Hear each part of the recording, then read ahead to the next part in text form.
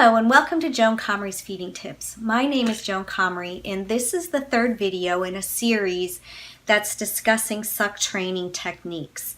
And we're using a pacifier, and the first one talked about the techniques, the second one talked about some considerations, and this one is going to talk about what do you do if the baby doesn't like it, or problem solving. So this is the problem solving portion of the series of videos.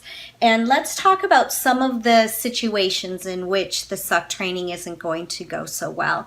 And so if baby decides that she does not like to have that pacifier, so you try to get baby to open her mouth and she doesn't open her mouth, or you put the passy in her mouth and she makes a funny face, or she grimaces or gags or spits the pacifier out or refuses to take the pacifier. Those are all sensory reasons that baby should, or that baby would decide that she doesn't like to have the suck training exercises. And if you back up and go very slow and just play with her lips and let the pacifier go in very shallow, and slowly she'll desensitize, just like you do in a swimming pool. If the water's too cold, you go in slowly till you get acclimated to it.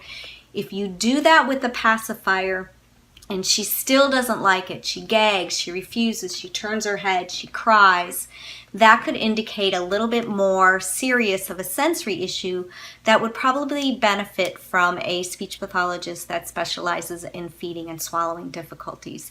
So keep that in mind. Another situation that you can see is that you get the pacifier into baby's mouth, but she is too wide with her jaw excursions, and we talked about providing the jaw support, but that doesn't help. So a couple things to problem solve. One is to make sure that baby's head is in what's called capital flexion, and that means the ear is right over the shoulder. And sometimes when babies use their jaws a lot, they do what's called extension. So just a little bit of that head pushing up gives more power to the jaw and reduces the ability for the tongue to work.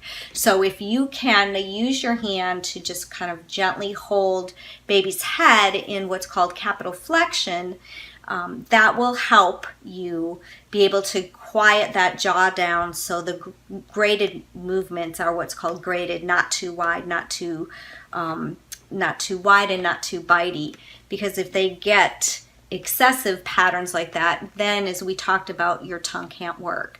So if providing the jaw support and the capital flexion doesn't work, then, and the baby's pretty grouchy about it, what that can mean is that you've just put baby in a rock and a hard spot. So you stop the jaw from working, so the tongue is supposed to engage, but the tongue doesn't work, so the baby doesn't know what to do. And just by holding that jaw doesn't automatically encourage the baby to work the tongue if the baby does not have the patterns and doesn't know how to work the tongue, or doesn't have the range of motion. And we've already talked about making sure baby doesn't have tongue tie. And if baby does have the tongue tie and had the revision, make sure that you're not reattached, and also make sure that the exercises that you've done is giving the baby correct range of motion. If you've ruled all that out and baby still is refusing or getting very upset or unable to suck that pacifier when you're providing good positional supports and good jaw support, again, that would be another baby or another scenario in which baby could probably benefit from professional help. So those are the top few issues that I've seen reported that parents talk about on Facebook, and what my patients' moms come and share with me about their difficulties with executing the suck training techniques.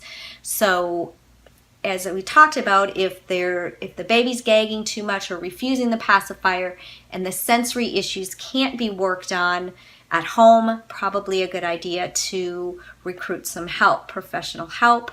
If you're not able to get baby's jaw quiet enough to get the tongue to start activating, it could be not just positionally that you're not able to get it, but the baby doesn't know what to do with the tongue, and definitely tongue training exercises would be very beneficial, and those could be completed by a speech pathologist like myself that has expertise in feeding and swallowing difficulties. I hope this was helpful. Thank you so much for listening to this video, and please share it with anyone that you feel it may be helpful for. Thank you.